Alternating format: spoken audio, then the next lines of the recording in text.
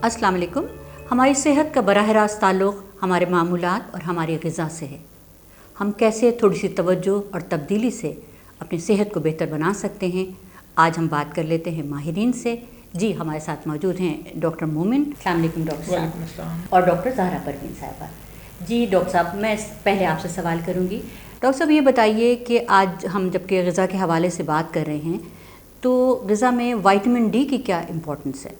3 से 4 बहुत अहम फ़वाइद हैं विटामिन डी के। सबसे पहले तो ये हड्डियों की मजबूती के लिए बहुत ज़्यादा ज़रूरी है और इसकी कमी से हड्डियों की मुख्तलिफ़ बीमारियां हो सकती हैं, हड्डियां आपकी कमज़ोर हो सकती हैं। इसके अलावा दांतों की अच्छी हेल्थ के लिए बहुत ज़्यादा ज़रूरी है। फिर आपकी क़ुव्वत मुदाफ़ियत के अंदर इसका बड़ा अहम एक किरदार है। अभी कोविड के दिनों में भी आपने सुना होगा अक्सर कि बहुत सारे लोग विटामिन डी की सप्लीमेंटेशन ले रहे थे, तो क़ुव्वत मुदाफ़ियत को बढ़ाने के लिए भी ये ज़रूरी है। इसके अलावा कुछ ऐसी तहकीक है जिससे हमें ये पता चलता है कि सर्टन तरह के कैंसर्स को उनके बचाव में विटामिन डी का एक अहम रोल है। इसके बारे में भी मज़ीद तहकीक जारी है, लेकिन अभी तक के जो हमारे पास नताइज हैं वो बड़े प्रॉमिसिंग हैं। डॉक्टर साहब, ये बताइए कि विटामिन डी के हुसूल के क्या ज़राए हैं?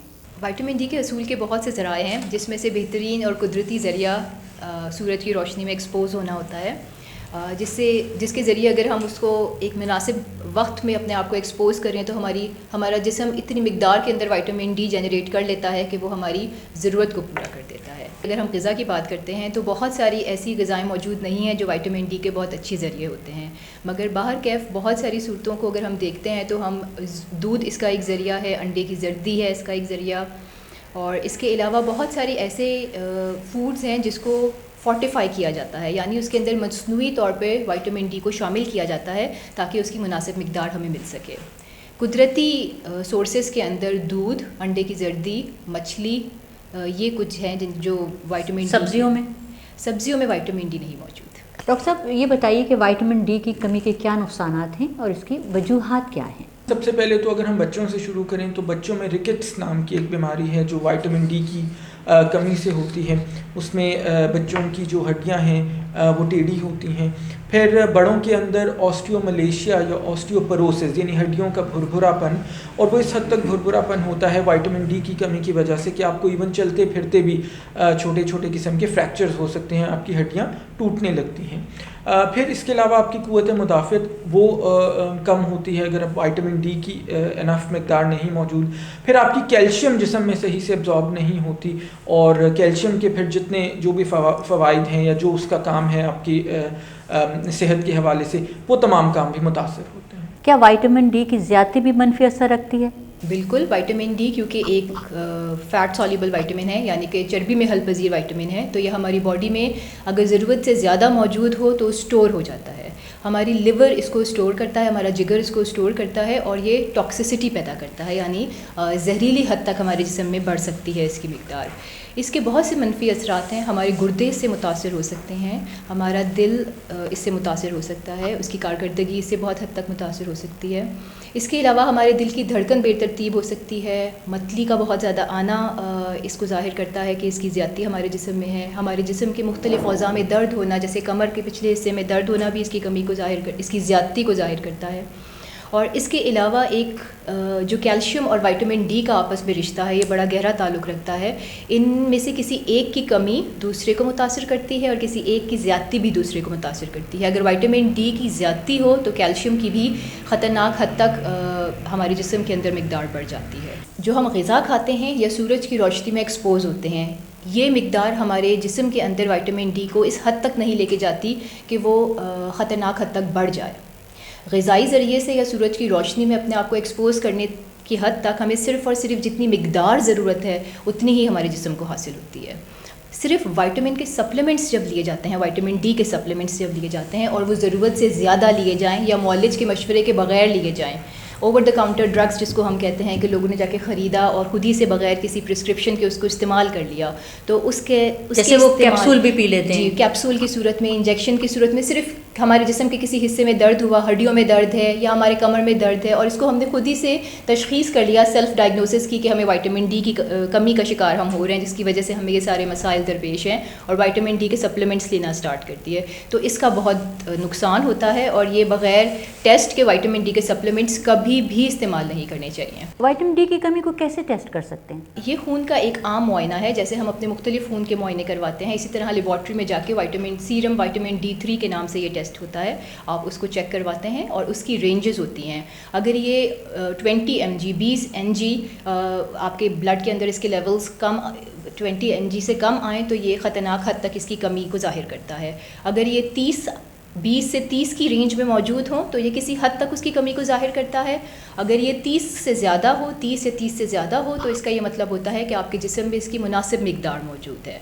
और अगर ये 150 तक हो तो इसका मतलब है कि ख़तरनाक हद तक आपके जिस्म के अंदर इसकी ज़्यादती हो रही है। अगर विटामिन डी को सप्लीमेंट की सूरत में लिया जाए तो इसका बेहतरीन ज़रिया क्या है? अगर विटामिन डी आपको कमी डायग्नोस होती है तो फिर सप्लीमेंटेशन उसका बेहतरीन तरीका है। सप्लीमेंटेशन के डिफरेंट तरीके हैं, उनको इंजेक्शंस की सूरत में लिया जा सकता है, उसके लिए कैप्सूल्स मौजूद हैं, उसके लिए एम्प्यूल्स मौजूद हैं, यानी आजकल वो आपने सुना होगा कि उसके टीके आते हैं, उसको तोड़ के लोग पी लेते हैं। तो ये तमाम तरीके की सप्लीमेंटेशन आप अपने मौलिज के या माहिर ग़िज़ायात के मशवरे से उसको ज़रूर इस्तेमाल कर सकते हैं। क्या हामला ख़वातीन को भी विटामिन डी के सप्लीमेंट लेना चाहिए? हमल के दौरान जिस तरह मौलिज मुख्तलिफ़ किस्म के सप्लीमेंट्स रिकमेंड करते हैं पेशेंट्स को, इस तरह विटामिन डी के सप्लीमेंट्स को भी रिकमेंड किया जाता है। एक हद तक इसका इस्तेमाल सेफ़ है, मगर दोबारा मैं वही बात दोहराऊंगी कि बग़ैर टेस्ट के, चाहे वो हमल का दौरानिया हो या उम्र का कोई और हिस्सा हो, विटामिन डी के सप्लीमेंट्स कभी भी रेकमेंड नहीं करने चाहिए। ये प्रेगनेंसी में सेफ़ हैं, हमल के दौरान विटामिन डी के सप्लीमेंट्स लेना सेफ़ हैं अगर आपके टेस्ट नॉर्मल रेंज में हैं या आपको इसकी ज़रूरत है, आपके मौलिज को महसूस हो रहा है कि इसकी ज़रूरत है। बग़ैर टेस्ट के विटामिन डी के सप्लीमेंट्स नहीं लेने चाहिए। पाकिस्तान में विटामिन डी की कमी की शरह क्या है? पाकिस्तान में बदकिस्मती से विटामिन डी की कमी बहुत ज़्यादा है। ख़वातीन और बच्चे सबसे ज़्यादा इसका शिकार हैं। बच्चों के अंदर तकरीबन 63% बच्चे विटामिन डी की कमी का शिकार हैं, और ख़वातीन में तकरीबन 80% ख़वातीन विटामिन डी की कमी का शिकार हैं। और ये अदाद शुमार हमारे पास जो हमारा रिसेंट नेशनल न्यूट्रिशन सर्वे 2018-19 का था, वहाँ से हमें पता चलते हैं। क्या विटामिन डी की कमी किसी ख़ास उम्र से वाबस्ता है?